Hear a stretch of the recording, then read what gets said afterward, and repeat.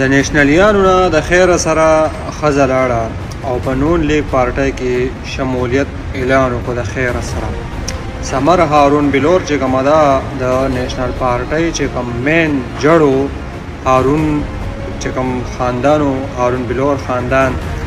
هغه سمر هارون چې کوم هغه لاړه په نون لیگ کې شمولیت وکړو د خیره سره. او دا هغه خلک وو چې د عمران خان سره مقابله کوله او عمران خان ورله شکست ورکړ او د دوی سیاست ختم شو. انشاءالله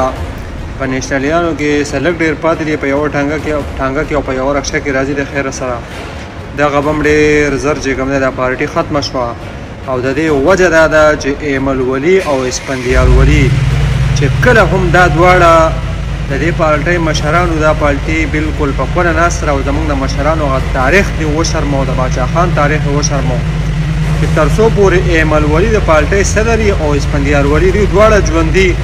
نو قسم په خدای دی چې د پښتنو دا پارټي